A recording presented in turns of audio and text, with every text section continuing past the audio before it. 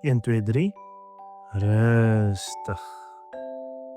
Welkom by nog 'n Storybeer storie. Luister lekker saam. Jesus gaan terug hemel toe. Nadat Jesus weer lewendig geword het, het hy nog baie dae saam met sy vriende gebly. Hy het met hulle gepraat, saam met hulle geëet en vir hulle gewys dat hy regtig lewe. Sy vriende was so bly. Hulle kon weer saam met Jesus lag en luister na alles wat hy vir hulle leer. Jesus het vir hulle baie belangrike dinge geleer. Hy het gesê, ek wil hê julle moet vir ander mense van my vertel. Hy het hulle vertel dat hulle nie alleen sal wees nie. Hy het beloof dat God se Gees hulle gaan help om dapper te wees, om die regte dinge te sê en om die regte dinge te doen. Eendag het Jesus sy vriende saamgeneem na 'n berg naby Jerusalem. Hulle het saam gestaan en na hom geluister. Party van hulle het nog gewonder, gaan Jesus nou 'n groot koning hier op aarde word? Maar Jesus het verduidelik dat God 'n baie groter plan as dit het. Nie net vir hierdie een plek nie, maar vir die hele wêreld. En hy sê toe vir hulle, gaan vertel vir almal van my. Nie net hier naby in ons dorp nie, maar ook ver, ver hiervandaan, orals waar julle gaan, so ver as wat julle voete julle kan dra. En toe gebeur iets ongelooflik.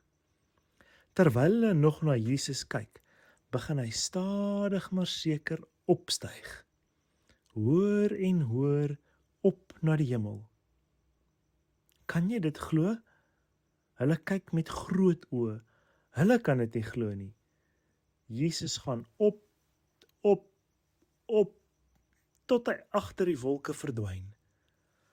Hulle staan en staar nog na die lig, en skielik staan daar 2 engele in wit klere langs hulle. En die engele sê, hoekom staan julle en kyk na die hemel? Jesus sal eendag weer terugkom, net soos julle hom nou sien weggaan het. Dit was 'n groot belofte. Die disippels het toe teruggestap stad toe.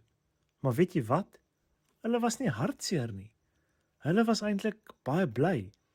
Hulle het geweet, Jesus is nou by God, maar hy het hulle nie alleen sonder krag gelos nie. Hy is steeds by hulle, net op 'n ander manier. Hulle het saam gebly, saam gebid en saam gewag vir die hulp wat Jesus beloof het. En van toe af het hulle begin om vir baie mense van Jesus te vertel, oral waar hulle gegaan het.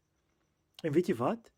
Daardie storie van lank gelede hou vandag nog aan. En nou hoor jy dit ook.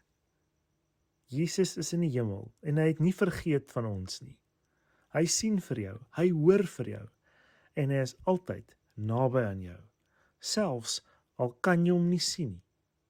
En eendag het hy beloof, sal hy weer terugkom. Onthou dat Jesus altyd by jou is, in jou hart en in alles wat jy doen. Jy is nooit alleen nie, en hy hou jou vas en hy pas jou baie mooi op. Fluit, my storie is uit.